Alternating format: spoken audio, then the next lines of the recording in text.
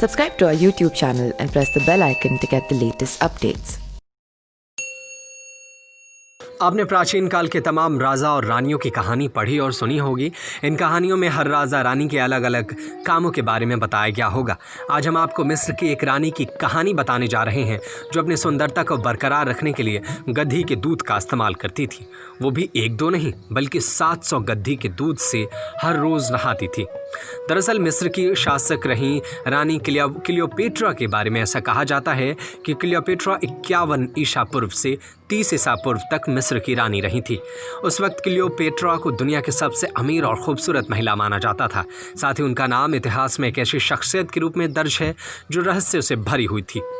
ऐसा कहा जाता है कि क्लियोपेट्रा इतनी खूबसूरत थी कि राजा और सैन्य अधिकारी उसकी सुंदरता का जाल में फंस जाते थे।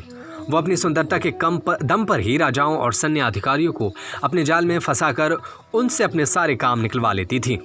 उसके सैकड़ों पुरुषों से शारीरिक संबंध थे, साथ ही दुनिया की 5 भाषाओं का ज्ञान भी था। यही वजह थी कि वो जल्द ही किसी से भी जुड़ जाती थी और उसके सारे राज जान लेती थी। क्लियोपेट्रा खूबसूरत दिखने के लिए हर रोज़ 700 गद्दी का दूध मंगाती थी और उससे नहाती थी, जिससे उनकी त्वचा हमेशा खूबसूरत बनी रहती थी।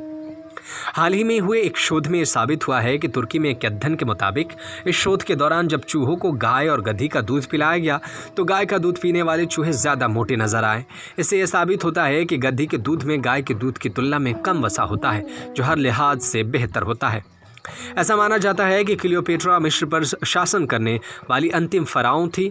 हालांकि वो अफ्रीकी, कॉकेशियस या यूनानी भी थी, ये अभी तक रहस्य बना हुआ है। हालांकि क्लियोपेट्रा की मौत महज 39 साल की उम्र में हो गई थी, लेकिन उसकी मौत कैसे हुई यह आज भी रहस्य बना हुआ है। कुछ लोगों का मानना है कि क्लियोपेट्रा ने सांप से डंक लगवाकर आत्महत्या की थी, तो वहीं कुछ लोग कहते हैं कि उसकी मौत मादक पदार्थ यानी जहर के सेवन से हुई थी। साथ ही कुछ लोग ऐसा भी कहता है कि क्लियोपेट्रा को सांप से कटवाकर मार दिया गया। Subscribe to our YouTube channel and press the bell icon to get the latest updates.